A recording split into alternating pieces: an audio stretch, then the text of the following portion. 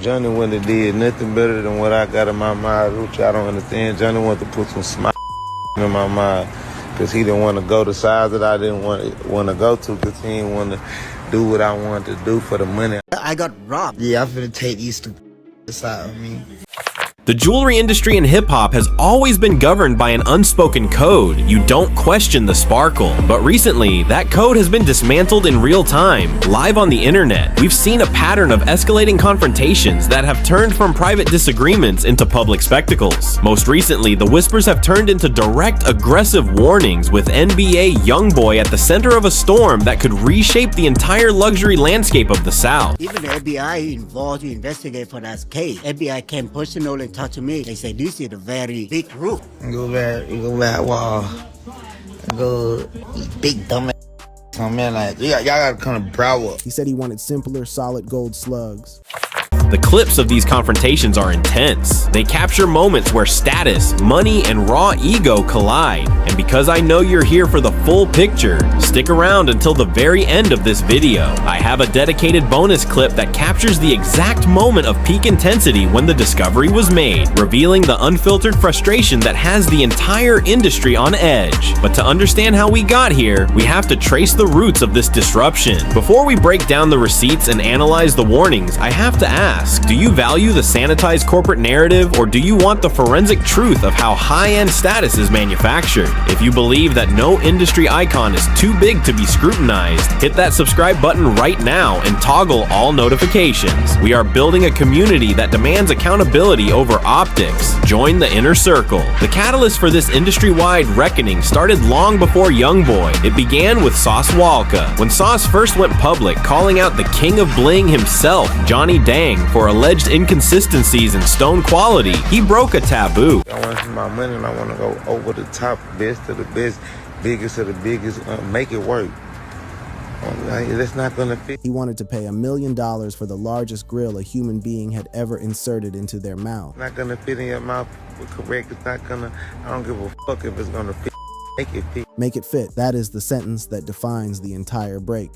Up until that point, the jeweler was the ultimate gatekeeper of status. You bought from him because you trusted the legacy. But Sauce Walka shifted the leverage. He didn't just walk away, he brought the cameras. He forced the audience to look at the product with a critical eye. This was the moment the power dynamic flipped from the jeweler to the consumer. Suddenly, a jeweler's reputation wasn't based on 30 years of history. It was based on the performance of a handheld diamond tester in a viral video. The expectation was that the jeweler would maintain control. The reality was a public, painful erosion of his undisputed authority. Pattern recognition is the key to understanding the modern jewelry wars. Once Sauce Walka broke the seal, we saw a cascade of similar allegations. Then came the whistleblowers from within the industry, former employees and associates, who began surfacing with stories that mirrored the initial claims. Where my money, man? I need my money. Where the money at? All the rapper too. Sean Skinton, Richard Kid. I need my money, man. Yeah. Diamonds. There'd be times where I would ask him and beg him, be like, hey bro, look, I made you $9 million in a year. Just give me 4% commission. He said, oh, I'm gonna give you a $2 raise. I only get paid $10 an hour because I get paid 2% commission every month. What the f is a $2 raise gonna do for me and my kids, bro? Everybody who's watching, if you got anything from Johnny, check because that boy be putting that C in y'all. And I've had several clients who come in and they'll be like, bro, why my shit tested CBD? Well, I don't fucking know. Y'all gotta ask Johnny, bro. That's Johnny's production.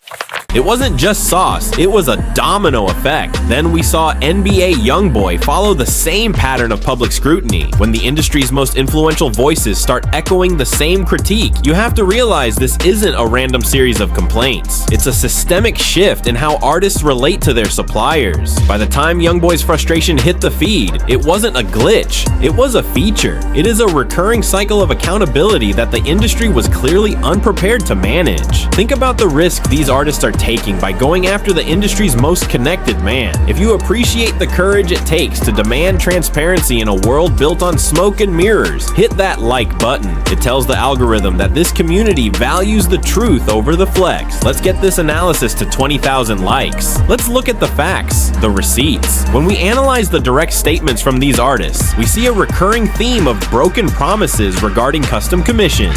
The irony is, Johnny Dang himself has spent his entire career championing the importance of certification, yet the current public debate is fueled by his own inability to satisfy the new digital-first requirements of his clientele. The receipts are in the footage. Whether it's the heated exchanges, the testing of stones, or the public declarations, the artists are utilizing their massive platforms to force a new standard. They aren't just saying they are unhappy, they are documenting their dissatisfaction in high definition. This is the most algorithm-safe way to be devastating, simply letting the subject's own ecosystem of influencers and fans act as the judge, jury, and executioner. Why does this strategy keep working for these artists? Because of the curiosity gap. They know that if they post a cryptic, aggressive warning, the internet will do the rest of the work. It's an attention economy, and they understand that controversy is the most potent fuel for engagement. These artists fall into the same trap because their entire identity is built on being the protector of their own image. When they feel that image, that status, is compromised by a piece of jewelry, their reaction is immediate, emotional, and public. It's a performative cycle. They get the attention, the jeweler gets the scrutiny, and the internet gets the show. It's a feedback loop that rewards the most extreme behavior. If you've stayed with me for nearly 8 minutes, it's because you're looking for a higher level of analysis. You're not looking for the hype, you're looking for the strategy. Subscribe right now to help us reach our goal of 1 million truth seekers. We are building a community that values logic over luxury labels. Join us. Zoom out with me.